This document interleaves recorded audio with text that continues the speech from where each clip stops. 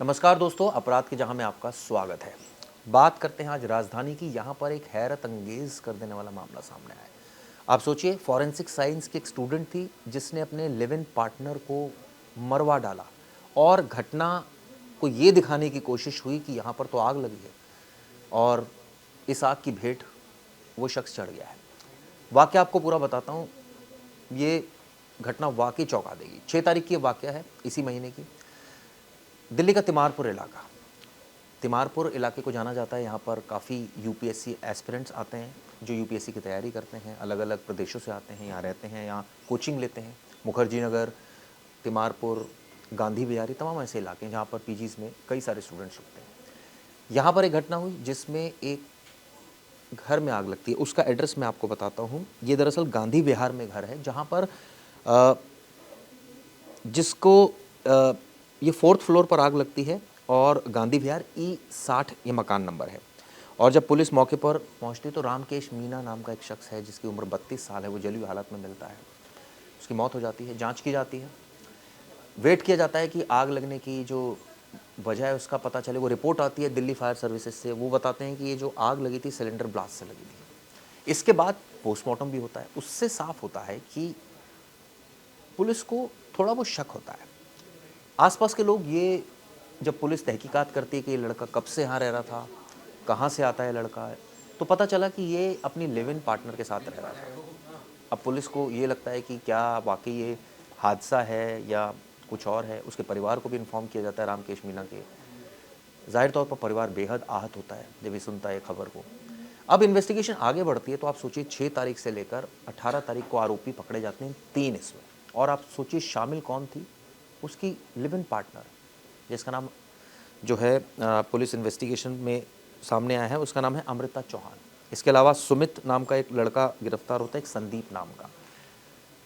CCTV police खंगालती है। इस बीच 3 लोग घर के अंदर जाते हुए नजर आ रहे हैं, बाहर आते हुए भी नजर आ रहे हैं, यानी एंट्री भी एग्जिट भी है। और उन्होंने मास्क पहना होता है। पुलिस को शुरुआत में शक होता है कि कोई शक इस तरह से घटना से, जब घटना हुई इससे कुछ ही वक्त पहले इस तरह से क्यों एंट्री हो रही है घर में और वही मास्क पहने, तो जाहिर तौर पर कोई दाल में काला होता है। ये पुलिस को शुरुआत में ही लगने लगता है। आसपास के लोगों से पूछताछ की जाती है तो एक लड़की का नाम सामने आता है जिसका नाम होता है अमृता चौहान। उसकी मोबाइल लोकेशन पता की जाती है, एड्रेस पता किया जाता है। पता चलता है वो मुरादाबाद की रहने वाली लड़की। पुलिस उसके घर पहुंच जाती है। शुरुआत में तो वो इधर उधर होती है, नहीं मिलती, लेकिन फाइनली पुलिस ने 18 तारीख को उसको गिरफ्तार किया। जब उससे सख्ती से पूछताछ हुई तो उसने पूरा माजरा ही खोल दिया। उसने बताया कि वो लिव इन उसकी गर्लफ्रेंड थी, उसके साथ रह रही थी। हालांकि 10 साल का एज गैप है। आप सोचिए, वो 21 साल की, वो 31 साल का है जिसकी मौत हुई है। इसका एक एक्स बॉयफ्रेंड है जिसका नाम है सुमित। अब दोनों के बीच रिलेशनशिप भी डेवलप होता है और उसके बाद ये पता चलता है कि वो उसको ब्लैकमेल कर रहा होता है। ये कहानी सामने आई है और इस बात से अमृता काफ़ी आहत होती है। अब वो, आप सोचिए, ये प्लान करती है। फॉरेंसिक साइंस के स्टूडेंट, जिसको शायद ये पता है कि फॉरेंसिक साइंस के ज़रिए ही कई आरोपी पकड़े जाते हैं आजकल तो, लेकिन वो सोचती है कि उसने पढ़ाई कर रखी है तो वो कैसे पकड़ी जाएगी।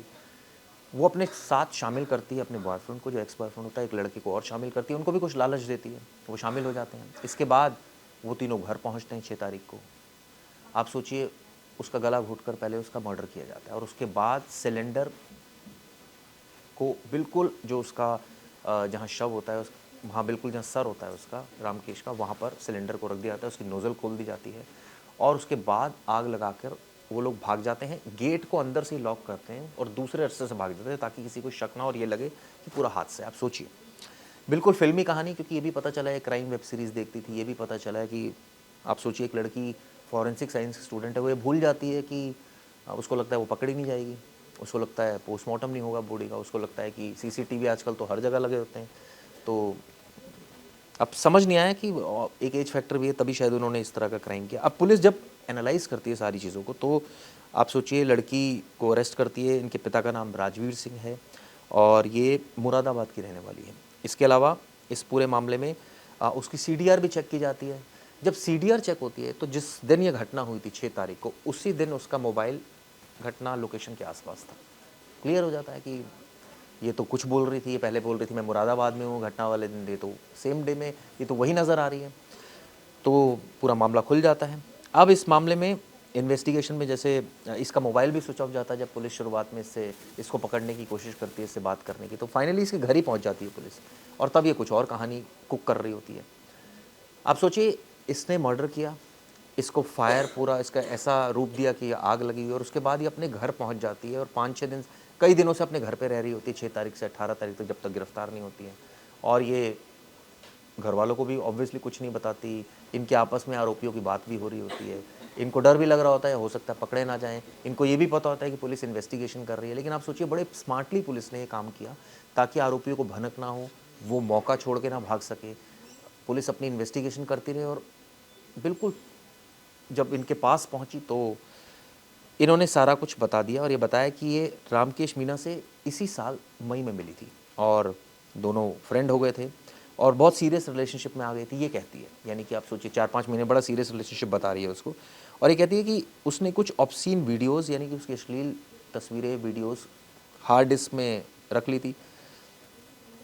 उसने ये बात अपने बॉयफ्रेंड को बताई थी और ये बताया था कि ये उसको डिलीट नहीं कर रहा है। अब इस बात से लेकर दोनों ने ये कॉन्स्पिरेसी हैच की, आप सोचिए, और उसके बाद ये भूल गए कि कल को पकड़े भी जा सकते हैं। हालांकि उनको ये भी डर था कि ऐसा ना हो कि रामकेश ये सारी चीज़ें पब्लिक डोमेन में डाल दे, कोई सोशल मीडिया पर वायरल कर दे, तो इज़्ज़त जो है वो चली जाएगी। लेकिन सवाल ये उठता है कि अब क्या होगा?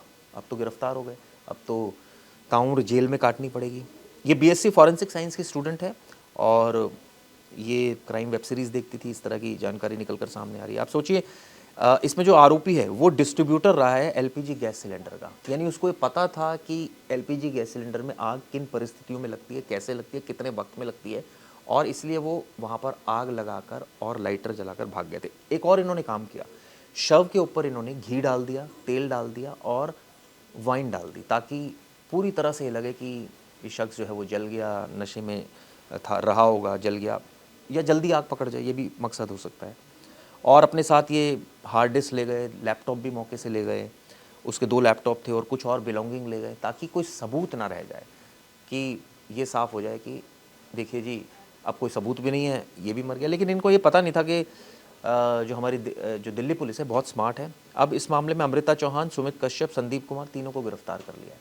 आगे की जांच जारी है। लेकिन सवाल ये उठता है, ये दोनों लड़की क्यों शामिल हो गए, और इस लड़की ने क्या वाकई ब्लैकमेलिंग के डर से ये तय कर लिया था कि उसने ये रामकेश को नहीं छोड़ेगी, या वजह कुछ और है? ये पकड़ी कैसे गई? पुलिस तो ये कहानी बता रही है कि सीडीआर से हम घर पहुंचे, क्या वाकई ये घर पर थी या कहीं और थी, पुलिस ने दबाव डालकर इसको पकड़ा? ये कहानियाँ कई बार सामने इनिशियल लेवल पर नहीं आती, बाद में आती हैं। मैं कोशिश करूँगा कुछ और इसमें अपडेट सामने है और आपको बताऊँगा। ये वीडियो आपको कैसी लगी, ये हैरतअंगेज़ कहानी कैसी लगी, बताइए। धन्यवाद।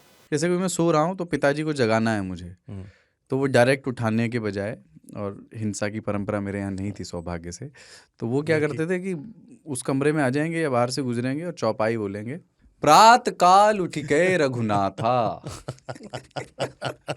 मात पिता गुरु नावई माता। कभी कभी मैं गुस्से में उठ करके, अरे पापा, चरण स्पर्श किया और सो गया, मैंने कहा अब मत उठाना।